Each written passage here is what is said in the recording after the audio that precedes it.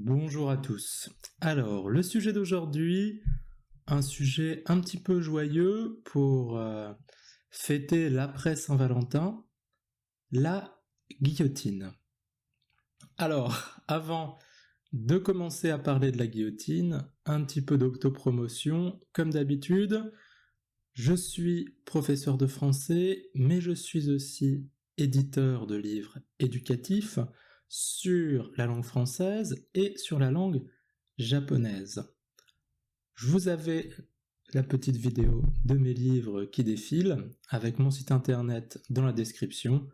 Donc si vous voulez m'aider ou si ça vous intéresse, n'hésitez pas à y jeter un œil ou à me contacter directement si vous avez des questions. Je vous répondrai dans les meilleurs délais.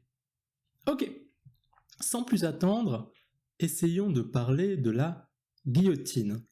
Alors la guillotine, tout le monde sait à peu près ce que c'est. C'est cet instrument qui est utilisé pour couper la tête des gens. Très populaire à l'international et très attaché à l'idée qu'on se fait de la Révolution française, à juste titre d'ailleurs, puisque c'est pendant la Révolution française que la guillotine est devenue le principal moyen d'exécuter les peines de mort, et malheureusement la guillotine a été un petit peu trop utilisée, avec beaucoup de gens qui se sont vus raccourcir d'une tête. Alors, pour commencer cette petite histoire de la guillotine, on va commencer bien sûr par l'arrivée de la guillotine. Pourquoi est-ce que la guillotine a été choisie comme moyen d'exécution des peines capitales, des peines de mort, donc, en France? Eh bien, on doit bien sûr cette invention à Monsieur Guillotin. Et Monsieur Guillotin a décidé de mettre en place la guillotine, non pas comme quelque chose de barbare, comme on pourrait l'imaginer, mais au contraire, comme un progrès social. Je sais que ça peut surprendre, mais la guillotine, à l'origine, était un progrès humanitaire.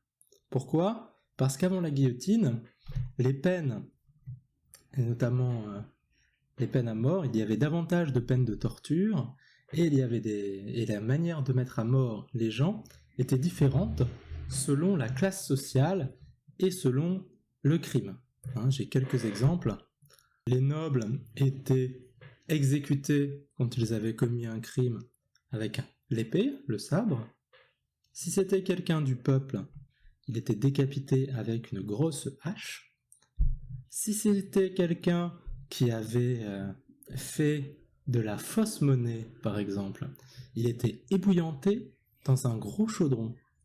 Et selon le crime, on pouvait être écartelé ou autre.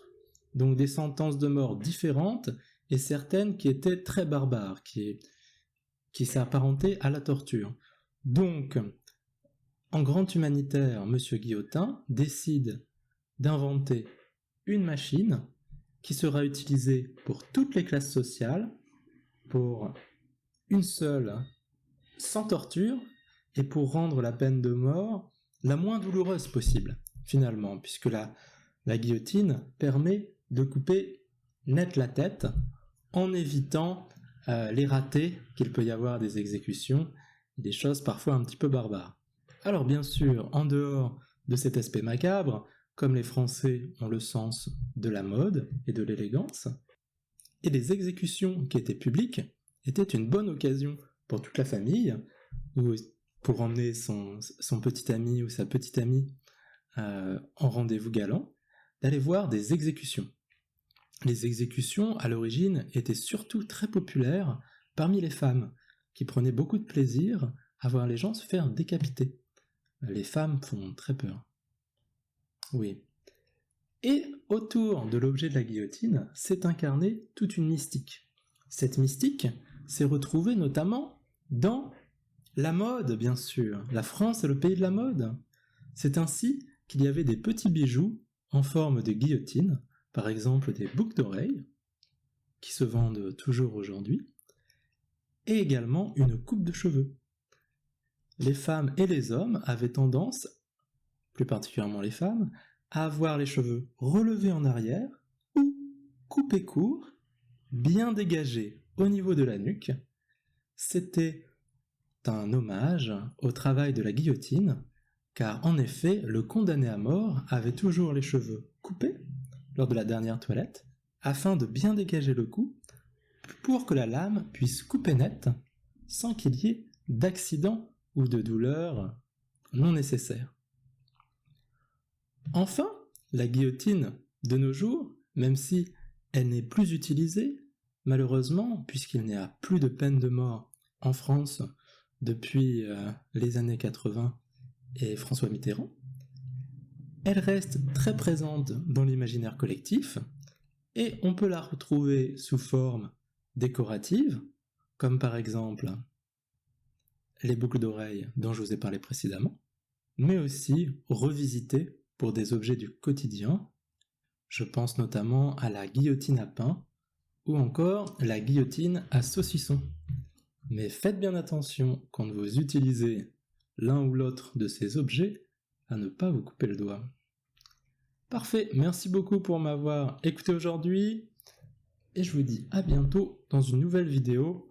Et n'oubliez pas de laisser un pouce bleu, de vous abonner, ça m'aide beaucoup, et puis d'acheter mes livres bien sûr, ou de prendre des leçons si vous avez intérêt, si vous avez envie de prendre des leçons avec moi de français ou de japonais. Merci, au revoir.